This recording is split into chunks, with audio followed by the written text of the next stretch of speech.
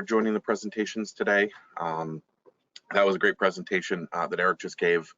And it's always good to see how organizations are addressing communications holistically, but certainly during this time, I think it's more important now than ever. My name is Troy Trudell, and if my slides would advance, there we go. I am the Vice President of Alliances at a software company called Akumina. We build what industry analysts like Gartner or Forrester would call an employee experience platform. And that just means that our customers use our software to build the experiences that they want to put in front of their employees. And those experiences could be corporate intranets. It could be dashboards and portals for certain parts of their workforce.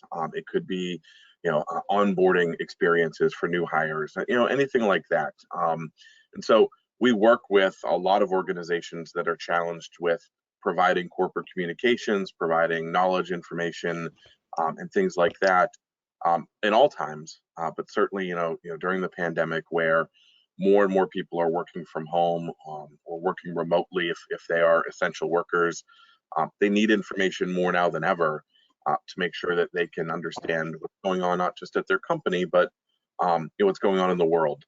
And what information they might need to accomplish their jobs as effectively as possible. So what I figured we would talk about today is kind of remote work, working from home, best practices, things like that. Certainly open to questions at the end. I even have, we'll share this presentation, but I even have a video I can share the link of that's some of our customers talking about how they're communicating in this time and what they use our platform for, kind of specifically, as we get through kind of the new way of working today. So if you take a look back at remote working, let's rewind back to last year and think about 2018, 2019. A lot of our customers had already embraced remote working for a number of reasons. One, it's a more flexible way of working, certainly, right? For people like myself. Even before I've been working at home now, I think for 6 weeks or more. It's hard to remember at this point. But even before then, I would work home regularly, if I needed to be home to make sure that I could get my kids off the school bus in the afternoon, if my wife wasn't going to be around, or if it just made sense for me to be able to just hunker down in my office without distractions. My company is very flexible that way. And I think a lot of organizations are or were getting more flexible. But there's also remote working in terms of a lot of our customers have truly remote workers. We'll talk a little bit about that in a couple of slides, but those folks that don't have a desk, right? They're field workers. They might be working on plant floors.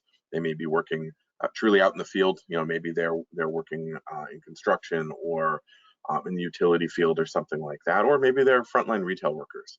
And so remote work was something that I think came up in every conversation that we had with customers, but people certainly weren't prepared for fully remote work, right? We've got a lot of customers who had to make that shift where, they didn't have people that worked remotely in certain roles all the time, but they still needed to be able to enable them. And I work with a lot of people in technology. One of my really good friends works at an IT company that provides everything from hardware and software. And, he said when this, first started happening and the shutdown started happening, he saw a very quick trend of he had customers ordering, 700 laptops to get out in the field and ship them, drop ship them everywhere. And then a week later, he had those same customers call back up and ask about, okay, how do we secure these things now that we've sent them out in the field?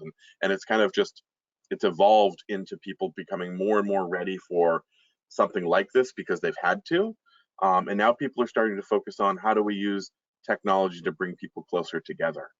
Whether you're a school, you're a company like, a tech company like us, whether you're a bank, how do we leverage things like, WebEx and Teams and Zoom and things like that to foster collaboration? But then also, how do we make sure that we're providing information to people that's relevant and timely that they need to consume?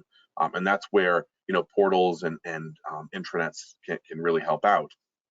And if we take a look at kind of how common remote work, was regularly, these stats are again from last year. But if you think about it, even last year, 70% of people were working remotely at least once a week. So kind of my situation. But if you take a look down at the bottom, One of the things that was surprising to a lot of people is a lot of managers report higher productivity for those people that were working remotely.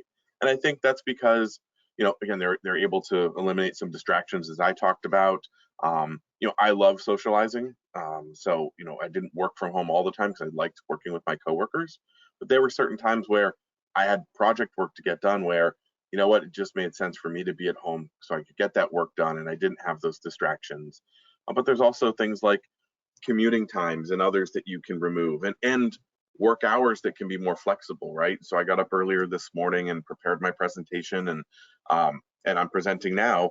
I'm going to be able to go after this presentation and maybe hang out with my kids for a little bit or something like that and come back and watch some more of these sessions. And I'm going to be able to maybe work a little bit later after my kids go to bed. That type of thing allows me to be more flexible. And I think especially now where my whole family is home all the time, um, that flexibility is really critical, right? I can actually carve out some time in the middle of the day to kind of step away from the office and go, be with my family, help my kids with their schoolwork, those types of things. Because I can start working earlier or work later because I don't have these regular kind of normal office hours. So there can be, some positives to that. And if you think about that and kind of the new normal, I think a lot of it is about balance, right? And I just mentioned a little bit about how um, I could balance my day a little bit differently now, right? And I think people are more accepting of that because we're working, we're not all just working from home. That's not really what's happened to everybody right now. We're working through a crisis as well, right? We're probably all worried about our health, our family's health. We're worried about, when things might get back to a more normal state. So it's not like, hey, we just all decided to go work at home. We're working at home because something is happening, and something very kind of devastating is happening. And so you've got to really kind of balance those things, right? You've got to take care of yourself, take care of your family, and also take care of your work responsibilities. So finding that balance is very critical. Um, I'd also say, there's a ton of kind of content out there around work from home best practices, and that's kind of what this session is about. But what I would say is kind of take that advice with a grain of salt. And what I mean by that is everybody needs to find what works for them. So some people they go and they get up in the morning and they obviously shower and put on clothes, and they'll actually walk out their front door and maybe take a walk around their block and then come back in and now they're at work. That could work for me. I live in a neighborhood where um, there's not a lot of people walking around all the time and it's spread out, and so I can do that without the risk of getting close to some people. But think if you lived in New York City in a big apartment building, you're risking close contact with people because you might have to get in an elevator or be in an entryway or something, or a lobby or something like that where you don't have that physical distance. So maybe that won't work for you as a routine. And so finding what works for you is also very critical. Self-care, I kind of alluded to this already, but you've got to make sure that you're taking care of yourself so you can take care of others and your work. I'd also say focus on your purpose. Find again what you truly love about your work, and what you can contribute to the company. So I've been doing a lot of new things lately, working with other coworkers at Akumina, helping out maybe our product team or our documentation team, really kind of getting into some new areas of working just to help make sure that I'm, pushing us forward and kind of reinvesting myself in the organization. And that's been actually great. I'm actually working with people that I didn't work with regularly before, right? Not that I never saw them or talked to them, but we didn't work on a lot of projects together. But now I do. And I think we all need to be cognizant of the fact that this at some point will probably not end, right? These things don't end, but we will be able to adapt to this at some point. And I think we need to keep that in the back of our minds because that's the end goal, right? And one thing I would say, and I've always believed in this, is there's a stronger need now to embrace what I think of as the whole employee.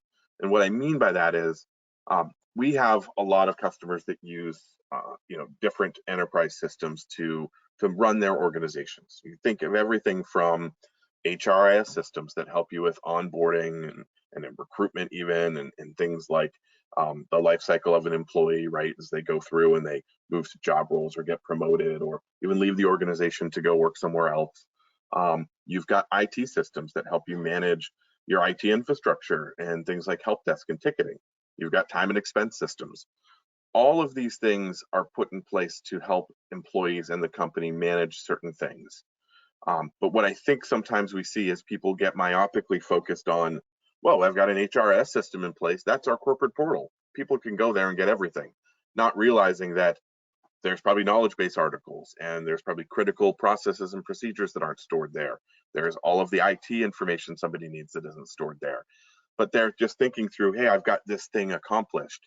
And we always kind of challenge our customers to think about embrace the whole employee, right? You're not just building one experience, you're building thousands of experiences for all your employees. It might be the same portal they log into, but if you tailor content, if you make it personalized, you're truly building thousands of those experiences that allow people to get their jobs done. So that's kind of, we've always thought of these things, I think, in the back of our mind. But I think now more than ever, it's just more critical to be kind of embracing the way that we can work from home and doing things differently. What are the biggest pitfalls? So, some of the biggest pitfalls are, I mentioned deskless workers, right? And so if you think about it, we've got a lot of customers that fall into this. So we've got, a retailer that sells high-end bedding. The majority of their their employees are working in their stores. We've got one of the largest grocers here in North America that's one of our customers. Again, 90% of their employees work in the aisles, work in the stores. We've got a very large quick service retailer or food service chain that's a global organization. Again, thousands of workers that don't have a laptop or a desktop, right? They only have their mobile device. And then one that's very close to me is the Boston Red Sox. So I'm up here in New England, a little bit north of Boston, and they're one of our customers, which is great because I've watched them my entire life. But if you think about them, they've got hundreds of employees year round, but then they balloon out to thousands when they have any games or events, and all of those thousands of workers don't have any other way to access information other than their phone. So you've really got to think about that, and how do we address giving people information on the device they actually have, not the device we might want them to have. Separating physical and home life can be challenging. So I think providing support for those employees that especially are new to this is great. I know our company's done a great job reaching out to employees and making sure they've got what they need. We host regular, not necessarily happy hours all the time, but regular kind of non-work related meetings that aren't mandatory. We're not forcing people into more meetings, but giving people the chance to connect to one another without it having to be revolving around a project or something like that, or work they have to get done, just so they can kind of disconnect a little bit, but still be part of the organization. And I mentioned this already, as we kind of balloon out into more and more people working from home, you're probably going to be giving people, again, machines and technology that they need to use at home that they didn't have before. And so that means you need to think about things like, how do we manage those mobile devices that people either already use or are going to be using? How do we make sure that we're, especially if you are in a regulated industry, making sure we're still meeting those guidelines while having people work outside of our corporate network, right? They're connecting maybe via VPN, but they're connecting from home. And then, how do we make sure that we manage people effectively during this time, right? And it's not about carrot and stick. It's about coming up with new strategies so everybody can hold each other accountable to meeting business objectives while still making, being mindful of the fact that we're all at home now, right? And again, a lot of us, like our entire marketing team at Akumina, not that they never worked remote, but they're a very close-knit group. So they worked remote rarely because they wanted to be next to each other, working and collaborating. And it was great. I sat near them and they were always kind of making sure each other was getting help they needed or collaborating together, bouncing ideas off each other. So for them, it was a little bit of a change. And so, you've got to make sure that you understand kind of how your employees work today, and help them through this, I think is another pitfall to make sure that you're keeping mindful of. If we take a look though, there is some benefit to people embracing this digital change, right? And I mentioned some of the benefits earlier in terms of productivity, but people that actually focus on a good employee experience, a good digital employee experience, even see benefits beyond just the fact somebody could work from home, right? People could be more innovative. I just mentioned I'm working with different groups than I might normally work with, and together we're creating some really cool things, and we're innovating. And that's directly going to help our customers and our partners as they use our software, which is great. That's going to lead to customer satisfaction because we're creating more content for them to be able to use our software more effectively and get more value out of their investment. That leads again to again happier customers. And then certainly, everybody's kind of focused on profitability at any time, whether it's now or whether it was 6 months ago. But people that really focus on making their employees happy and more effective, they do see greater profitability. And so, these are all studies done by MIT. There's a whole host of them out there in terms of, people like Gartner and Forrester, Digital Workplace Group, and others that focus on building out these types of reports. And so it's pretty broad spread that if you focus on your employees, you're going to have better outcomes. And I think, and I don't know if it's really attributed to him or not, but you see it all the time, that quote from Richard Branson where he talked about, if you treat your employees well, they'll treat your customers well. This is just an extension of that. We're just making sure that people can be happier at work, more effective, and that will have positive outcomes for your organization. This is something that people had always been concerned about, and we saw this. I mean, we've seen this for decades now. I've been in the web content management space, for about 20 years now, and this always came up with, back in the day, it was, well, do I really want to put, a discussion board on my intranet? What if people say bad things? And that's just expanded with all the technology that people have access to. And then you add on top of that what we're going through now with the pandemic and people, again, having even more noise. You've really got to make sure, again, that you're helping the employees through it. And I think a lot of it, and I like the presentation before, talking about providing comms directly to different groups or providing information for people that they can get at quickly, that's focused on topics, especially around what's happening now. That can help reduce some of that noise because you're giving people easy access to the information they need without them maybe needing to hunt for it so much. Or you can even proactively provide that to them, whether it be a newsletter or content targeting in your web portals. But just keep in mind that there are other things now that people have in the back of their mind, right? Like the one at the top here, how do I securely chat with a fellow physician? Well, think about me and my family, or you and your family. How do we securely chat with our doctor if we need to, right? I don't necessarily want to send one of my sons to the hospital or their doctor's office right now. But what if we need to talk with the doctor? How do we do that effectively? And these things are all in the back of our minds. So being more effective with your communications and making sure that you can provide information to people that they need when they need it can help reduce some of this and just help them, work a little bit more effectively and just make them feel like they're getting more done, which everybody wants to be productive at work. Nobody wants to come in and feel like, gosh, I didn't get anything done today, or I had a hard time getting any task completed. So helping them is certainly going to help the organization as well. And this is kind of, one of the things we talk about, and I kept this slide in here because we talk about it regardless of working from home or not. And these are some of the challenges that we've seen over the years, which frankly led us back almost 10 years ago now to form Akumina, was we saw that, employee experience hasn't traditionally kept pace with the experiences we all have access to in our personal lives. And so what I mean by that is the experiences are typically generic, or they have been for a long time. We've seen organizations address this more and more often, and it's always part of what people try to do when they implement at least our software, is creating a more personalized experience for people, right? Think in terms of, I've got my smart devices, my kids have theirs, and when we log into them, things are personalized to us, right? I have my apps, my information. I go out to websites, it's personalized to me. So I'm used to those types of things in my personal life.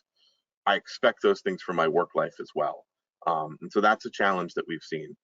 Disengaged users, and I think that one leads to the other, right? If I don't have an engaging experience, I'm going to be disengaged. Or back to my example before, which again goes into the next bubble here. If you give me 20 different systems that I have to manage to get my job done, I'm going to get disengaged. I might even forget that I have access to some of those or how to log in. And so I'll think I don't have the tools I need to get my job done. And that leads to disengagement. And then disconnected technology is part of that as well, right? Where if I don't have a way to bring some of these things together, at least on the surface, right? So provide me with my help desk tickets list from ServiceNow right in my portal instead of making me go log in there. Let me check the status there. Show me things like meetings I have upcoming right in the portal instead of making me go to another system to take a look at that. So it's not about replacing other systems. It's about connecting more of the data from those systems in a central place. That can help with disengagement and effectiveness, things like that. And then there's hurdles around collaboration. I think Gartner did it was a Gartner Forrester did a look at large organizations, and they have a minimum of 4 comms tools. And I'm not talking about the intranet. I'm talking about, they might have people using Chatter, they might have people using Jabber, Slack, Trello, all these different things that are communications and collaboration tools. They have a ton of those things, and how do you present the right one to the right people, right? You might want to present something different to sales than you're presenting to marketing, which is fine. But how do you make sure that you do that in an appropriate way, so that you're not creating additional barriers for people to get to actually collaborate? And especially today, how do you keep your people data updated? That's critical now more than ever, because in a large organization, you naturally don't know everybody anyway, but now everybody's working from home. How do you find experts in your own company to collaborate with?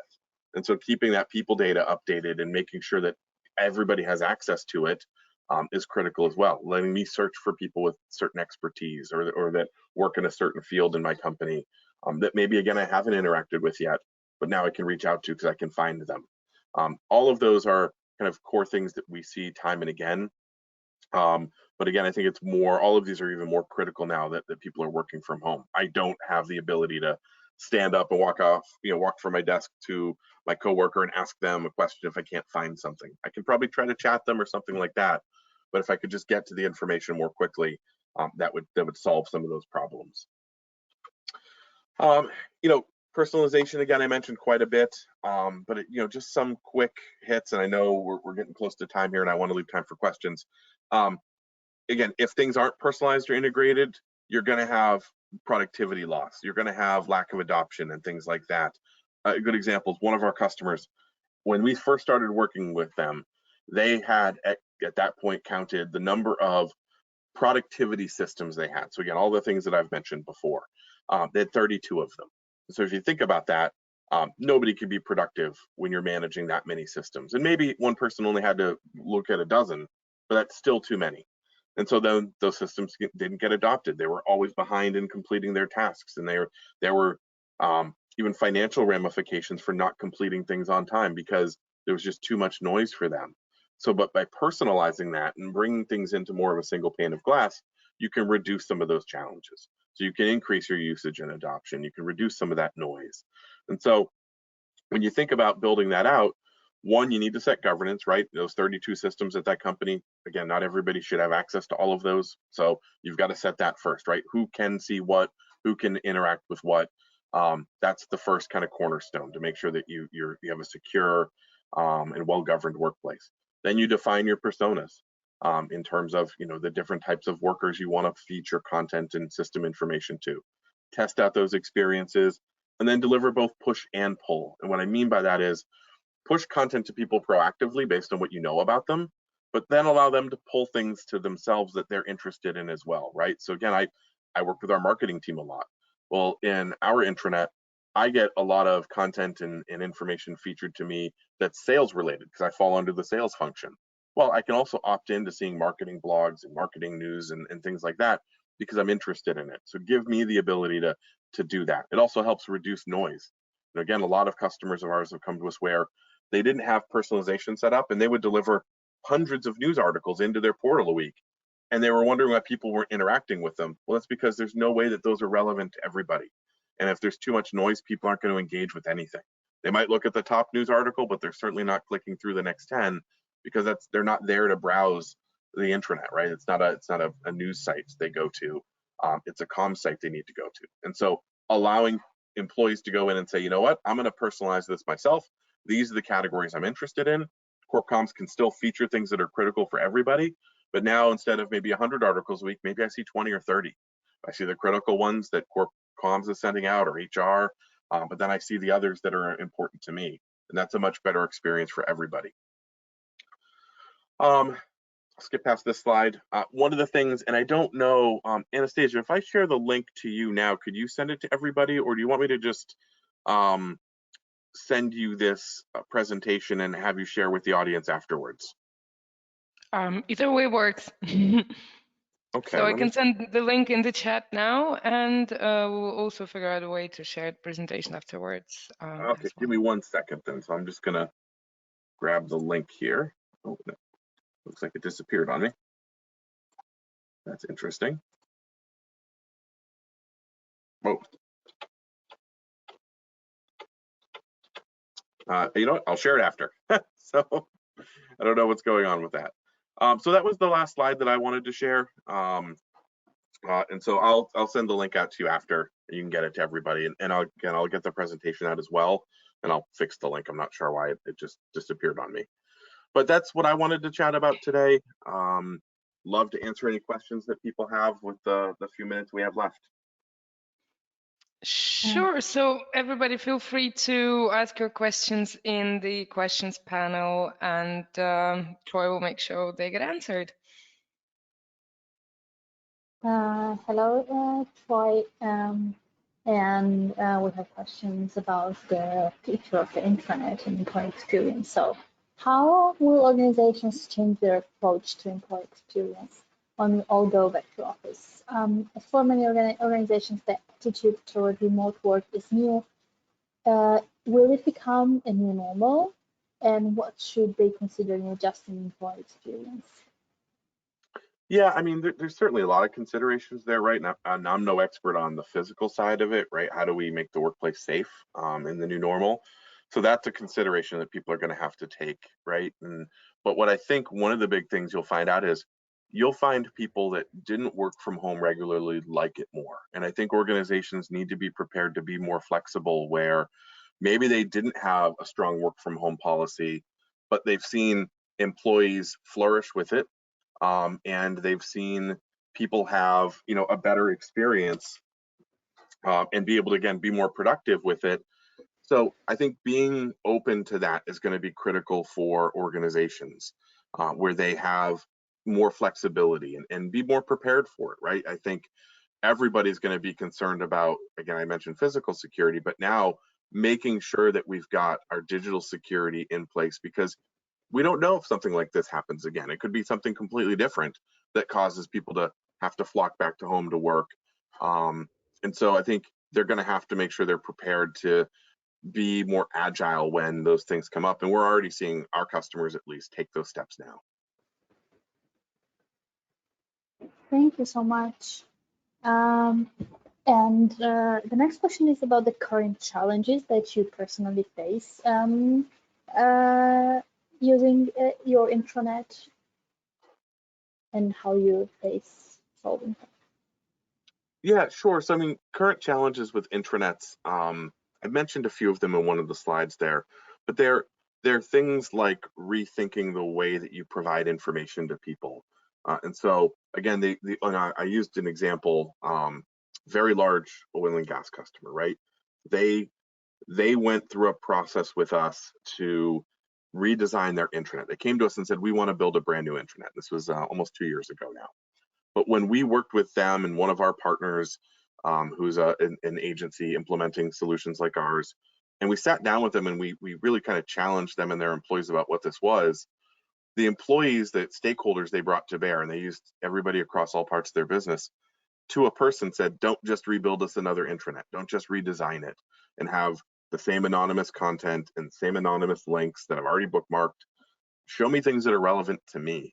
And so now what they've implemented is, it's still a corporate intranet, still has news and information as a majority of their homepage, but a big portion of that page are the links that are relevant to me, right? If I'm somebody out in the field and I have to submit timesheets, show me that link right up front. Don't show me the anonymous links. Show me the ability to see what's on my calendar or what my approvals and tasks are in one place, and let me filter the news the way that I want it to an extent, right? You have to have that balance of pushing content to people that's critical that you need them to see, but you also should let them consume that. And lo and behold, when they've implemented something like that, their viewership on their articles goes up, the usage of the site goes up, and the employees are more productive. They're happier with that experience. So I think one of the things to keep in mind is think about who you're building the intranet for. Are you building it for your company or are you building it for your employees? Because you really can't do both. You've got to have, you've got to make sure you're building it for the right people. Thank you. That's true, and really interesting insight. And there is a last question about internal communication, external communication. So how do you think that companies can merge or align internal and external communications? Sure. Yeah. I mean, we actually see that quite a bit with our customers where they want to be able to take some of that external comms that they've traditionally not shared on their intranet and bring it inside, allowing employees to kind of see how the organization talks about itself and create that culture. And so we've seen people do things like they integrate social feeds into their experience, right? Whether that's Twitter, it could even be something like Instagram. We had one customer that they actually curate Instagram posts. So they follow hashtags out on Instagram. And when they find relevant ones that are about their company and are appropriate, right? Because it's the wild, wild west out there and the regular intranet, or they bring those in and they bring them internally. So we definitely see that. And we also do see people sharing stories externally. We do that a lot, actually. So one of the cool things our marketing team did was when we all started working from home, they asked us to all send pictures of our pets working with us. So maybe it's a cat on the keyboard or a dog sitting next to you. And we started posting those things on things like LinkedIn. And that can allow you to make yourself more human, or at least, provide that human connection. So I think it is critical, and we do it, and we see a lot of our customers do it. Thank you very much. It was really interesting to get your answers about the questions.